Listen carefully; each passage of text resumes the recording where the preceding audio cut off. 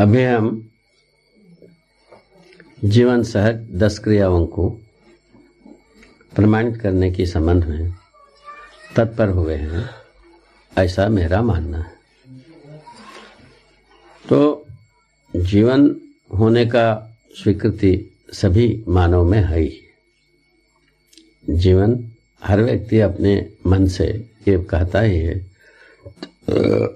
जीवंत हूँ, जीवित हूँ, जीवन है। इस प्रकार की भाषा प्रयोग आदिकाल से भी है।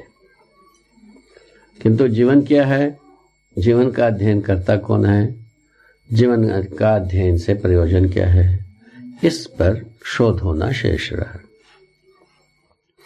इन्हीं तथ्य को उद्घाटित करने की नियति सहज विधि से, जो मानव भी नियति में एक इकाई है ही है, तो स्वाभाविक रूप में मानव का पुण्यवश ही ये सब चीज़ें उद्घाटित होती आती है। जब जब जो चीज़ की जरूरत पड़ी है, शायद है, वो उद्घाटित होता रहा। वो अपर्याप्त होने से जो परेशानियां तैयार हुई, उसके लिए उपाय पुनः उद्घाटित हुई। ऐसे ही उपायों के क्रम में ये भी एक उद्घाटन है, ऐसा मेरा मानना है। तो इन जीवन की 10 क्रियाएं, जिसको मैं भले प्रकार से देखा है और समझा है, जी करके देखा है, ये मुझ में प्रमाणित हुई है। 10 क्रियाएं मुझ में प्रमाणित हुई है। मैं प्रमाणित करता ही हूँ, मुझको इसमें कोई शंका नहीं है, ना कोई तकलीफ नहीं है, बल्कि खुशहाली की बात है। जीवन की 10 क्रियाओं का नाम पहले समझ लें। पहले आत्मा एक भाग का नाम है जीवन के, उसको मध्यांश के रूप में मैंने देखा है, समझा है। गठनपूर्ण परमाणु के मध्यांश आत्मा नाम से संबोधित किया गया है। ये अपने में क्रियाशील रहता है। उसके प्रथम परिवेश, द्वितीय परिवेश, तृतीय परिवेश और चतुर्थ परिवेश के रूप में और बाकी सब क्रियाएं संपादित होते हैं। मध्यांश के रूप में कार्यरत वस्तु को माने परमाणु अंश का नाम है वो आत्मा। ऐसे जो गठनपूर्ण परमाणु चैतन्य परमाणु के मध्य में तो 2 ही क्रियाएं हैं, हमको समझ में आई है। वो 2 क्रियाएं तो इस प्रकार देखा गया है, अनुभव और प्रामाणिकता। प्रामाणिकता का धारक वाहक होते हुए देखा गया है और जो इसके अनुभव होता हुआ देखा गया है। ये दोनों क्रियाएं मध्यांश में होता है, जिसको हम आत्मा कह रहे हैं। दूसरे, ये प्रथम परिवेश में जो क्रिया होता है वो 2 क्रिया होता है। उसका नाम है बुद्धि और उसका क्रिया है बोध और संकल्प। ऐसा 2 क्रिया होती है। और दूसरे परिवेश में जो क्रिया है उसका नाम है चित्त। उसमें भी 2 क्रिया होती है, चिंतन और चित्रण। तृतीय परिवेश में जो क्रिया होती है उसका नाम है वृत्ति। उसमें भी 2 क्रिया होता है, तुलन और विश्लेषण। चतुर्थ परिवेश में जो कुछ भी क्रिया होती है उसमें भी 2 क्रिया होता है। उसका नाम है मन। क्रिया है चयन और आस्वादन, अथवा दूसरा विधि से आस्वादन और चयन। इस प्रकार से 10 क्रिया की बात है। ये 10 क्रियाएं जीवन में अविरत रूप है, किंतु प्रमाणित होने की बात है, बारी है। प्रमाणित होने में हम कितना प्रमाणित हुआ मानव जाति, उसको आपको पहले से एक सर्वेक्षण रूप में आपको प्रस्तुत कर दिया है। वो है 4.5 क्रिया। 4.5 क्रिया को कैसा आधा कर दिया भाई, ये भी एक प्रश्न हो सकती है। इसको मैंने ऐसा देखा है, तुलन में 2 पद्धति है। एक प्रीहित लाभ पद्धति है, जिसके आधार पर जीवन अपने को सदा सदा ये सोचता है हम ठीक कर रहे हैं, जो 4.5 क्रिया ही अपने को सही मानता है। तो जिसके आधार पर हम संवेदनशीलता के रूप में काम करना बन गया है। संवेदनशीलता इंद्रिय मूलक होता है, शरीर मूलक होता है। जबकि इंद्रिय और शरीर को जीवंत बनाने का काम जीवन ही करता है। देखिए कितना एक सोचने की बात है, समझने की बात है। जीवन यदि शरीर को जीवंत नहीं बनाया जाए, जीवन में कोई ऐसा काम नहीं होता है, संवेदनशील काम ही नहीं होता है। इसको स्वाभाविक रूप में हम ये देखते हैं, ये आदमी जहाँ कहीं भी बेहोश होता है उस समय में आँख कान नाक का कोई काम होता नहीं, और मरने की बात तो होते ही नहीं।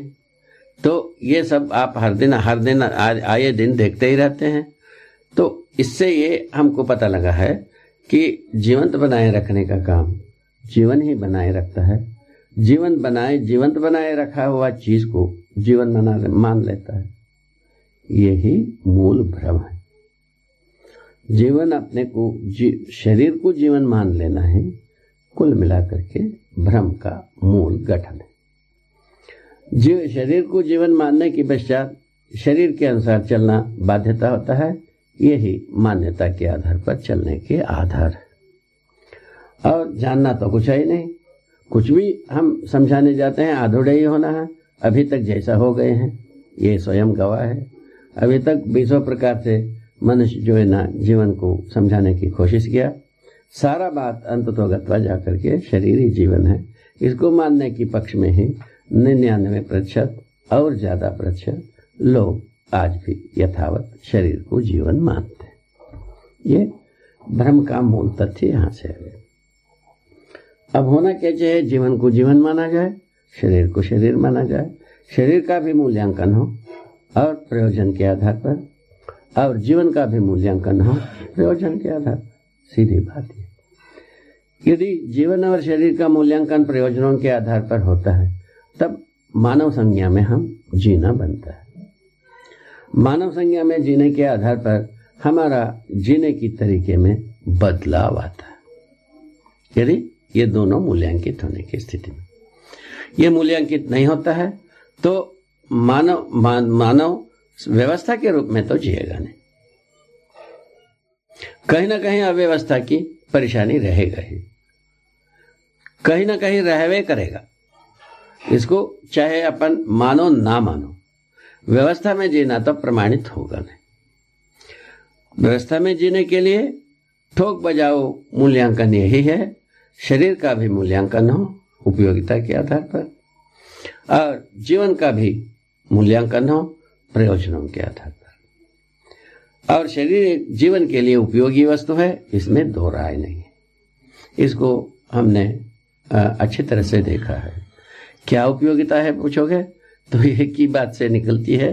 तो जीवन अपने जागृति को मानव परंपरा में प्रमाणित करने के लिए उपयोगी है मानव शरीर। इतने ही बनता है, इसके योग्य बना हुआ है, जिसमें मानव का कोई योगदान नहीं है, बिना योगदान की बनी हुई है। मानव शरीर को थोड़ी मानव बनाया है, कुछ नहीं बनाया, कोई आदमी नहीं बनाया, किंतु मानव शरीर बनता ही है। बनने की विधि आप हमको विदित है, बनने की स्थली हमको विदित है। इस विधि से हम मानव शरीर रचना के बारे में हम अच्छी तरह से समझ गए हैं। कैसा बनता है ये भी पता है, जिस स्थली में बनता है वो भी पता है। और शरीर रचना के पश्चात जब कभी शिशु रूप में मनुष्य प्राप्त होता है वो जीवंत मिलता है। मुख्य बात यहाँ से है। जीवंत शिशु के मिलने के बाद हम सोचते हैं ये शरीर जीवन है, जो देखने वाला अभिभावक भी ऐसे मान लेता है। तो जो स्वयं थोड़ा दिन के बाद वो शिशु भी ऐसे ही मानने लगता है। इस ढंग से परंपरा अपने आप में फंसने का जुगाड़ ऐसा बनी हुई है, रेखा ऐसी बनी हुई। अब इसको क्या करेंगे भाई? करेंगे इस प्रकार से, जो अभिभावक पहले समझने की आवश्यकता है। जो शरीर गर्भाशय में रचित होता है ये सबको विदित होती है, और वो शरीर को चलाने के लिए जीवन रहता ही है। प्रकृति में कोई ना कोई जीवन ऐसा शरीर को चलाता है। वो चलाने की क्रम तब से कब से होता है ये भी पूछा जाता है। शरीर शास्त्र के अनुसार शरीर को निरीक्षण परीक्षण करने की स्थिति में जब कभी पेट में बच्चे होते हैं, जब से हलडोल शुरू करते हैं, तब से जीवन शरीर को संचालित करना शुरू करता है। यह संभवतः ये चौथे 5वें महीने में ये घटना संभावित होता है अथवा 5वें 6वें महीने में होता है।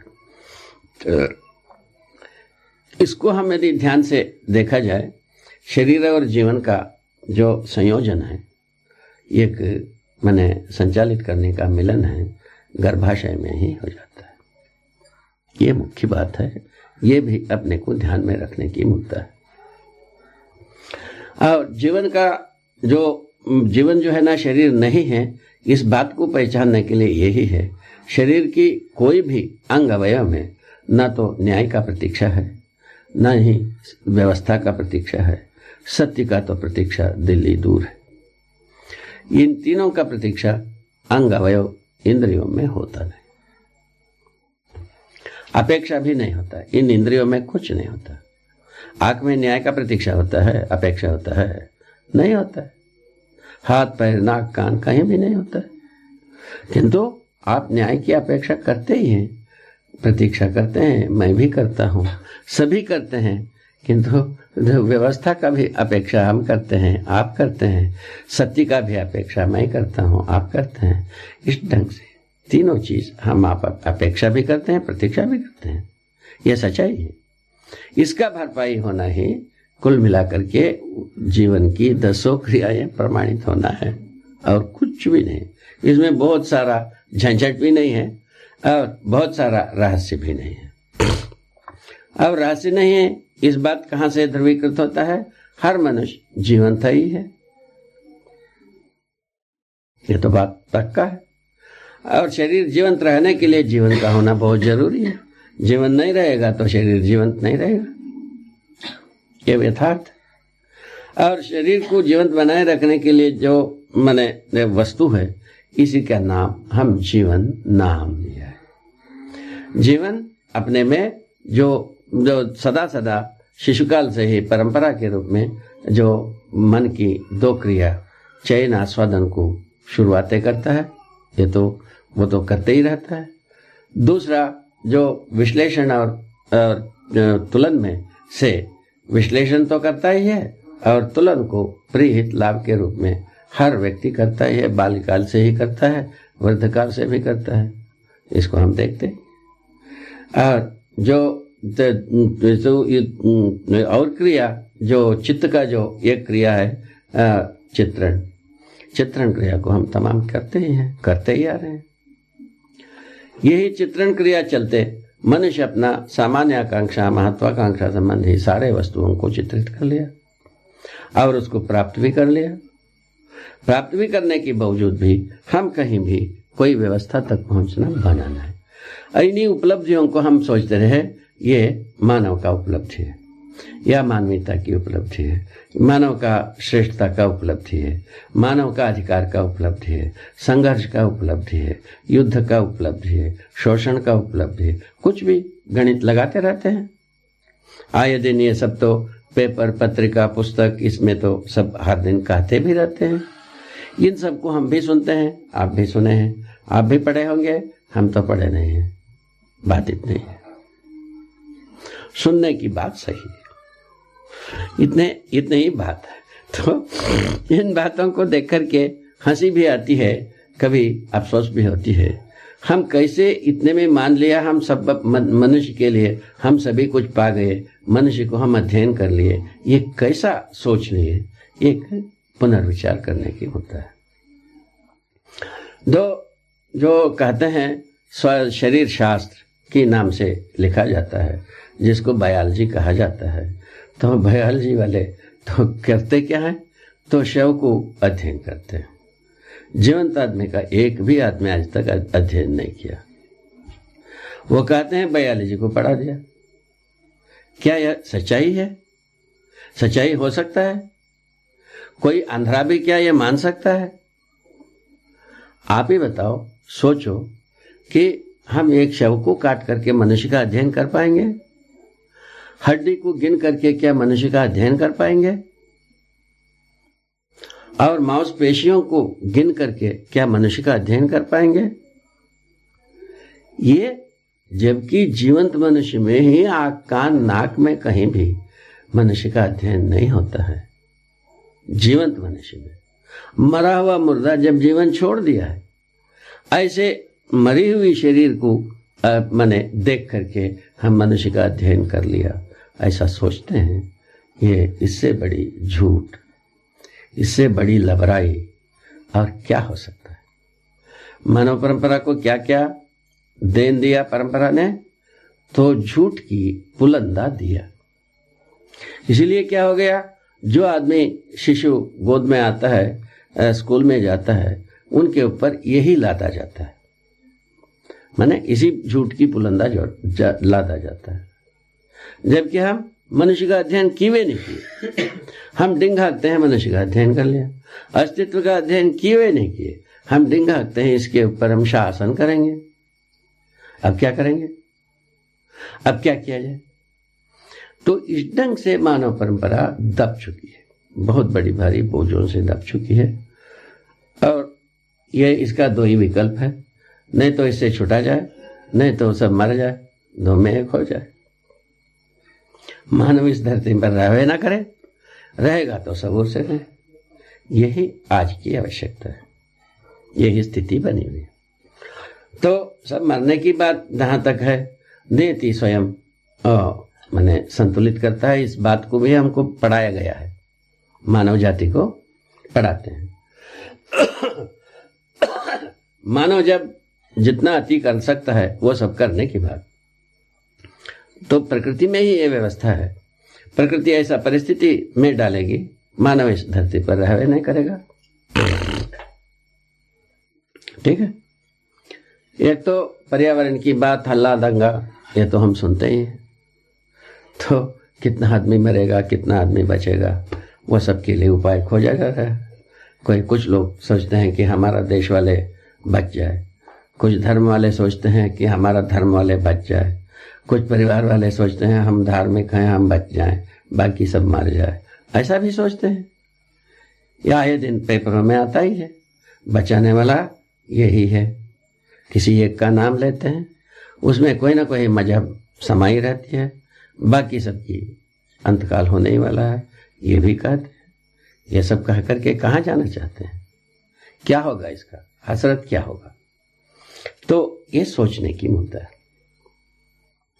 इस मुद्दे पर हमारा सोचना यह है, हम वाकई में धर्म, राज्य, शिक्षा के मुद्दे में भटक चुके हैं अच्छी तरह से। धर्म गद्दी में धर्म का कोई सार्वभौमता नहीं है। जितने भी इस धरती के छाती के पीपल बने हैं, कोई भी धर्म गद्दी में सार्वभौम धर्म का कोई ट्रेस नहीं है, कोई आकार नहीं है, कोई प्रकार नहीं है, कोई शिक्षा नहीं है, कोई प्रमाण नहीं है। अब क्या सोचना है, अब कहां से लाएं, कहां से धर्म को लाएं। राजगद्दी में राज्य का कोई अवधारणा नहीं। हम राज्य को, राष्ट्र को बचाने के लिए हमको काम करना है। क्या करेंगे, आखिर में मिला संघर्ष। संघर्ष के लिए क्या मिला, संघर्ष का कुल मसाला क्या चीज है, द्रोह, विद्रोह, शोषण और युद्ध। 4 मसाला मिलकर के क्या चीज है, संघर्ष। ये चारों मसाला मनुष्य बनाता है कि प्रकृति बनाता है, पूछा गया, देखा गया, इसको अध्ययन किए मैं, जिससे पता चला ये मानव ही ये मसाला बनाता है, भ्रमवश बनाता है। ये दो दिग्गज संस्था दो ही है, धर्म गद्दी, राजगद्दी। सबसे शक्तिमान, सारा ताकतवर, सारा साधन जिनके पास है, ये दो ही गद्दी के पास है। दोनों गद्दी इस ढंग से रिक्त हो गई। अब व्यापार गद्दी को पूछना ही नहीं है, शोषण के लिए पहले से ही बैठा है। अब क्या किया जाए, शिक्षा गद्दी के पास पूछा, उनके पास कोई मार्गदर्शन की, दिशा दर्शन की, लक्ष्य की हो चिन्हित लक्ष्य को पहचानवा सके, ऐसा कोई व्यवस्था नहीं। अब बोलिए आदमी क्या करे, सामान्य आदमी क्या करे। ये आपको भी सोचने की मुद्दा है, मुझको भी सोचने की मुद्दा। मैं समझता हूं सबके समान रूप में दायित्व बैठा हुआ है। इससे ये स्मरण दिलाने का मुद्दा यही है, अभी परंपराएं जो ये 4 परंपराएं गिनाए गए, इससे हमको कोई रास्ता मिलने वाला नहीं है। कुल मिला के इतने हैं सभी वचन। तो रास्ता नहीं मिलता है तो क्या किया जाए? रास्ता खोजा जाए, बनाया जाए। यही साहसिकता का परिचय है। वो रास्ता क्या चीज है? समझदारी का रास्ता होगा। मारपीट की रास्ता कुछ नहीं होगा। मारपीट करने वाला बस जानवरों के संसार में ही पूरा हो गई है।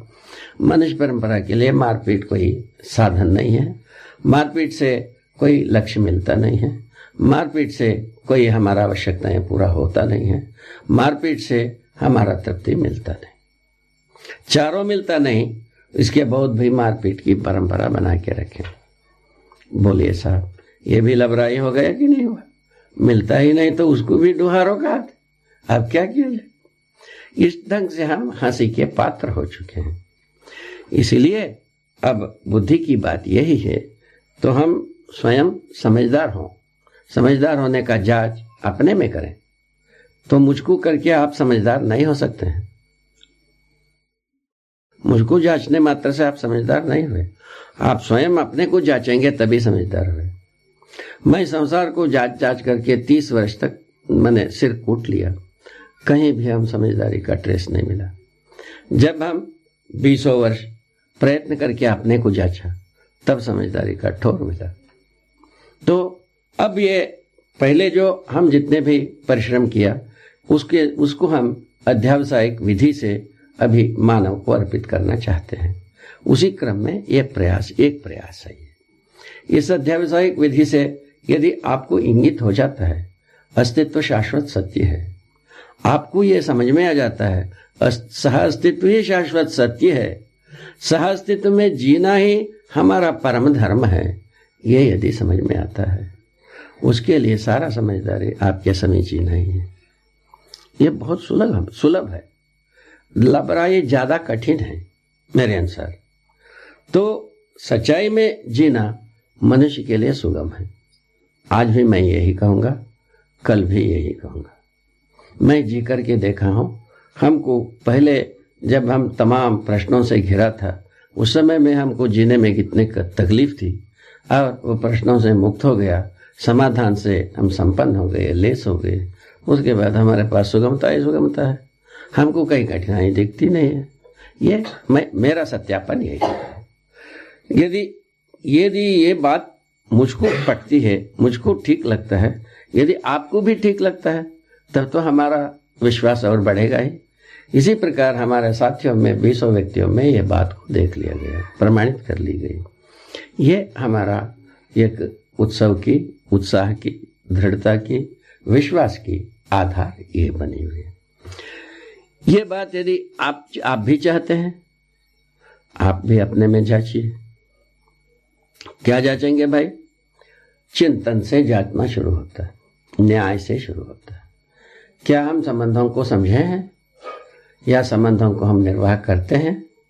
संबंधों में निहित मूल्यों को मूल्यांकन कर पाते हैं? उभय तृप्ति जगह की आ पाते हैं? नहीं आ पाते हैं। ये जांचने की मुद्दा है। ये चिंतन क्रिया का मतलब है, जो 5वीं क्रिया है। ये यदि जांचना शुरू करते हैं, वृत्ति में जो दूसरा एक निश्चित कार्यक्रम है, प्रिय हित लाभ में निश्चयता मिलता नहीं। हमको जो प्रिय लगा आपको प्रिय नहीं लगेगा, आपको जो हित लगा हमको हित नहीं लगेगा, आपको जो जितना लाभ हुआ उतना लाभ से हम संतुष्ट नहीं होंगे, ना हमको मिल नहीं सकती। दोनों में एक कोई ना कोई स्थिति में हम रहते हैं। इस विधि से लाभ की स्थिति में सब समान हो नहीं सकते। लाभ के मुद्दे पर सब समान हो नहीं सकते, क्योंकि आप जैसा लाभ पैदा करते हैं वैसा हम पैदा नहीं कर पाऊंगा, या आप जितना पैदा करते हो उससे हम संतुष्ट होंगे नहीं। बोलिए साहब, झंझट फंस गया कि नहीं फंसा? इसी में सब फंसे हैं। 700 करोड़ आदमी निचट फंसे हैं, पूरा फंसे हैं। यही ज्यादा कम का मुद्दा है, ये हो नहीं सकती। उसके बाद हित की बात हो गया। हम जिस वस्तुओं को सेवन करके हम स्वस्थ रहते हैं, तो आप उसको सेवन करोगे आप रोगी हो जाओगे। इसमें समानता आना नहीं है, इसमें एक होना नहीं है। आप कुछ और खाओगे, मैं कुछ और खाऊंगा। मैं अपने स्वास्थ्य के लिए हम चिंतित रहूंगा, आप अपने स्वास्थ्य के लिए चिंतित रहेंगे। आप जिसको खा करके स्वस्थ रहेंगे उसको खाएंगे तो मैं रोगी हो जाऊंगा। मैं जो खाता हूं आप खाओगे तो आप रोगी हो जाओगे। इस ढंग से खाने में भी कोई समानता का आधार बनता नहीं, लाभ में तो होता ही नहीं, ना संतुष्टि के आधार बना। और हो गया प्रिय लगना, तो प्रिय लगना इंद्रिय संचेतना के लिए, इंद्रिय संवेदना के लिए जो जिसको अच्छा लगा वाला बात, अच्छा लगने वाला बात भी एक नहीं हो सकता। हमको जो चीज अच्छा लगा आपको बुरा लग सकता है, आपको जो बुरा लगा हमको अच्छा लग सकता है, आप हम दोनों को अच्छा लगा वह तीसरे को बुरा लग सकता है। ये सब चीज रखा हुआ है वितंडवाद। कहाँ जाकर के मरे, कहाँ जाकर के जीवे, ये व्याधा मानव परंपरा में पीछे पड़ा है। इससे छूटने के लिए क्या किया जाए पूछा, इसका उत्तर वहीं रखा हुआ है, तुलन बिंदु में ही रखा हुआ है। ये 3 तुलन के स्थान पर दूसरा 3 तुलन है जो मानव के लिए ही वह समीचीन है, बाकी जीव जानवरों के अन्य प्रकृति के लिए समीचीन नहीं है। वो है न्याय धर्म सत्य। न्याय से, न्याय दृष्टि को हम जब तुलन करने लगते हैं वो उसका नाम है चिंतन। न्याय हमको समझ में आया कि नहीं आया, ये कब आता है, संबंध पहचानने की बात दे आता है। संबंध पहचानने में आ गया, उसका फलवती स्वरूप ही है मूल्य निर्वाह होने लगे। उसका फलवती स्वरूप है मूल्यांकन हुआ, उसका फलवती स्वरूप हुई हम उभय तृप्ति होने लगी। इसका नाम न्याय है। कोई भी वादा विवाद होता है 2 पक्ष होगा है, 1 से अधिक पक्ष होते ही है। अब न्याय वही है दोनों पक्ष को संतुलित रूप में संतुष्ट कर सके। दोनों पक्ष यदि संतुष्ट होता है, उभय तृप्ति मिल जाती है, वो न्याय है। उभय तृप्ति नहीं मिलता है तो कोई न्याय नहीं। बात ऐसा बनता है। अब इसके लिए हमसे ये भी वादा विवाद किए हैं, कोई अपराध करता है, वो करता है, ये करता है, गलती करता है, उस सब में क्या किया जाए। अपराध क्यों करता है, गलती क्यों करता है भाई, हम उनको समझदार बनाते नहीं, इसलिए गलती करता है, अपराध करता है। इसमें क्या शंका ही क्या है। आप समझदार बनाना शुरू कर दो, कल से अपराध सब मुक्त, सब गलतियां समाप्त, सारा कार्बन समाप्त, सारा परेशानी समाप्त। अब अपराधियों को लेकर के ही आप क्यों चलते हो, सही आदमी को लेकर क्यों नहीं चलते हो।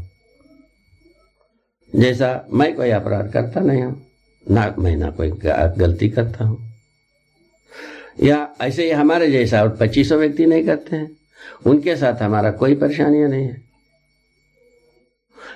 अपरस्परता में हम मूल्यांकन करते ही हैं, मूल्यांकन करके हम तृप्ति पाते ही हैं।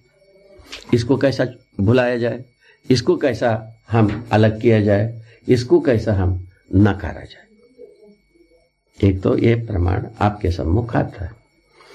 अब रह गया आपको जरूरत है कि नहीं, आपको भी यही जरूरत है, दूसरा कोई जरूरत नहीं है।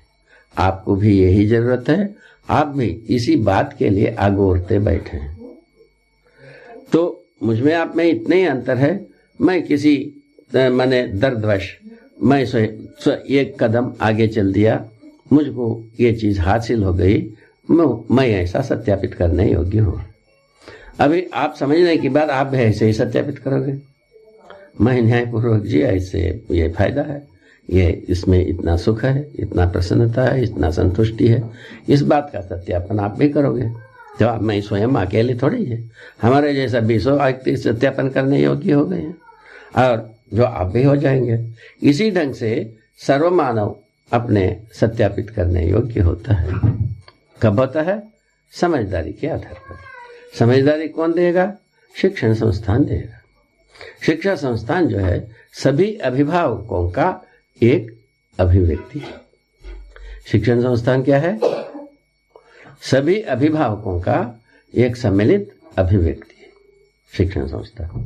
शिक्षण संस्था में ही शिक्षा संस्कार संपन्न होना आवश्यक है। संस्कार का मतलब है समझदारी, और उसको प्रमाणित करने की तरीका का मतलब है शिक्षा। क्या मतलब है, कितना सुंदर, सारे बात कहाँ से मिटता है। आप स्वयं शिक्षक हैं, आपसे पूछ लीजिए। तो समझदारी समझदारी को पहले बोध होना, उसको प्रमाणित करने के लिए जो कार्य है उसका नाम है शिक्षा। समझदारी बोध हुए बिना शिक्षा कार्य पूरा होता नहीं। ठीक है, समझदारी के लिए शिक्षण संस्था ही जिम्मेवार है, उसके लिए सभी अभिभावक जिम्मेवार है। इस ढंग से प्रत्येक परिवार शिक्षा संस्था का सूत्र से सूत्रित है, ये बात हमको समझ में आता है। इसीलिए जो शिक्षण संस्था को न तो किसी का निजीकरण, सरकारीकरण, एकीकरण, विपुलीकरण, इस प्रकार की बातों को ना सोचा जाए। शिक्षण संस्था को सीधा सीधा अभिभावक शिक्षण संस्था के रूप में देखना का अभ्यास करें। इसी में मानव का कल्याण है। ये निजीकरण, राष्ट्रीयकरण से कुछ होने वाला नहीं है, ना हुआ अभी तक कुछ भी। जो शिक्षण संस्था को सीधा सीधा अभिभावक शिक्षण संस्था के रूप में ही हमको देखना पड़ेगा। समझदारी से निकलता है यही तरीका। तो यदि ये पटती है, उसके लिए अपने को यही समझना होगा, हम न्याय प्रदायी क्षमता से हम स्वयं निष्णात होना होगा। न्याय प्रदायी क्षमता से हम स्वयं प्रमाणित होना पड़ेगा। ये दोनों चीज हम संपन्न होते हैं। हम समझते हैं तभी कर पाते हैं, समझते नहीं तो काय को न्याय होने वाला है। बड़े बड़े जो न्यायालयों में जब न्याय को समझा हुआ, जब न्यायमूर्ति नहीं मिलते हैं, बाकी को क्या बताएंगे हम? बाकी लोग कहाँ से पा जाएंगे? ये तो बात होना ही नहीं है। इसी विधि से हम न्याय के बारे में एक अच्छी ढंग से अपना अधिकार को बना लेना, हमारा क्या मतलब है? हम समझदार हुए। इससे क्या क्या फायदा हो गए? परिवार में हम जीने योग्य हो गए। समझदार होते ही समझदार व्यक्तियों का बीच में हम जीने योग्य हो गए। बहुत सामान्य बात है। अभी वही क्या सबके बीच में जीता नहीं क्या पूछा जाए तो यही निकलता है, न्याय नहीं तो क्या जीना हो। कम से कम न्याय नहीं तो जीना क्या हुआ। कम से कम जो यदि कोई चीज है मात्रा तृप्ति की, वो न्याय है। ठीक है, तो न्याय समझदारी के आधार पर ही आता है। समझदारी जीवन और अस्तित्व को समझने के आधार पर ही आता है। उसका प्रमाण मानवतापूर्ण आचरण ही है। मानवतापूर्ण आचरण में न्याय होता है और कुछ अन्याय होते ही नहीं। आप शोध करोगे तो भी नहीं होगा अन्याय। ये इस प्रकार की स्थिति बनी हुई है। ये चिंतन की बात इस ढंग से हुआ, तो चिंतन के साथ ये पूरा का पूरा 6 क्रियाएं पूरा हो जाते हैं। कौन सा 6 क्रियाएं हैं? और चयन आस्वादन तो आप हम करते ही हैं संवेदना के साथ स्थान पर, और विधि से यह आप हमको सबको विदित है। और विश्लेषण में हम पूरा का पूरा पक्के हैं। अपने अर्थ में, किस अर्थ में? परिहित लाभ के अर्थ में हम विश्लेषण बहुत कर चुके हैं। उसी विश्लेषण के आधार पर हम हमारा शरीर के लिए जो आवश्यकता है, सामान्य आकांक्षा, महत्वाकांक्षा संबंधी वस्तुएं, उसको हम उत्पादन करने के लिए भी काफी सोच चुके हैं, तैयारी भी कर चुके हैं। वो है आहार, आवास, अलंकार संबंधी वस्तु उपकरण और दूरश्रवण, दूरगमन, दूरदर्शन संबंधी वस्तु उपकरण। इन वस्तु उपकरणों के साथ हम समृद्ध हो चुके हैं। बाकी चीज यदि इसके अलावा कोई चीज है, वो मनुष्य उपयोगी नहीं है। जैसा बम बनाना, बारूद बनाना, युद्ध के लिए सामग्री तैयार करना, और युद्ध के लिए युद्धपोत तैयार करना, युद्ध के लिए आकाशयान तैयार करना, और उसके लिए दूर मार मिसाइल तैयार करना, समीप मार मिसाइल तैयार करना, मध्यम मार्गी, मध्यम दूर मिसाइलों को तैयार करना, ये सब तो भाई लोगों ने कर ही चुका है। ये सब जो है मानव के लिए साधन नहीं है। ये मानव साधन के अर्थ में नहीं होती है। इसके विपरीत इसकी निरर्थकता और इसकी माने एक प्रकार के बर्बादी का आसार ये सिद्ध हो जाता है। किस विधि से? तर्क विधि से और घटना विधि से, दोनों विधि से। और ये जो सिद्ध होता है तात्विक विधि से व्यवहार विधि से, तर्क विधि से, तीनों विधि से मनुष्य का उपयोग सिद्ध होता है। तात्विक विधि से क्या उपयोग है भाई? हम सुखी होना है, तात्विक विधि का चोट है। हम सुखी हो गए माने तात्विक रूप में हम व्यवहारिक हो गए, ठीक है। तो और उसको प्रमाणित करने के लिए चले, प्रमाणित हो गए, हम व्यवहारिक हो गए। हम सुखी हूं इसको हम प्रमाणित कर पाया माने हम व्यवहारिक हो गए। इन दोनों के बीच में तर्क रहता ही है। हम ऐसे ढंग से हम प्रमाणित हो जाऊंगा, ऐसा ढंग से हम अनुभूत हो जाऊंगा, ये बात रहता है। इस ढंग से तर्क, तात्विक और व्यवहार विधि से मनुष्य प्रमाणित होने की बात आता है। तो जितने भी हम बात करते हैं, पढ़ते हैं, लिखते हैं, ये सब तर्कनिष्ठ है। ये तर्क के आधार पर ज्यादा हम बताते हैं। तर्क से तात्विकता के अर्थ को छूता है। यही संप्रेषणा का महिमा है। यदि संप्रेषणा में हमारा तात्विकता छू गए, तात्विकता इंगित हो गए सामने व्यक्ति को, हमारा संप्रेषणा का अभिव्यक्ति का सार्थकता है। ये मैंने अनुभव किया है, वैसे ही आप भी किए होंगे। ये कोई नया नहीं है, आदिकाल से ये आदमी इस प्रकार की चीज करते ही आया है। और दूसरा, और वही तर्क व्यवहार की सार्थकता को मैंने इंगित कराते हैं। व्यवहार में सार्थकता क्या है बताया? मानव प्रयोजन 4, समाधान, समृद्धि, अभय, सह अस्तित्व, ये 4 को यदि इंगित करा देता है, इस विधि से ये चारों चीज मिल सकता है, इसको यदि बोध कराता है, ये व्यवहार ज्ञान हो। उसमें तात्विक ज्ञान हो गया। तात्विक ज्ञान के लिए भी तर्क चाहिए, व्यवहार ज्ञान के लिए भी तर्क चाहिए। इसको आप अपने में जांच सकते हैं। ये कुल मिलाकर के पहला उपलब्धि यही है। परिवार में हम अपना मूल्यांकन, परिवारजनों का मूल्यांकन किस आधार पर करेंगे, और दूसरे किसी आधार पर नहीं हो सकती। केवल मूल्यों के आधार पर और संबंधों के आधार पर, मूल्यांकन सहित उभय तृप्ति की प्रमाणों के आधार पर हम व्यवहार में न्यायिक हों, इस बात को हम प्रमाणित कर सकते हैं, घोषित कर सकते हैं, सत्यापित कर सकते हैं।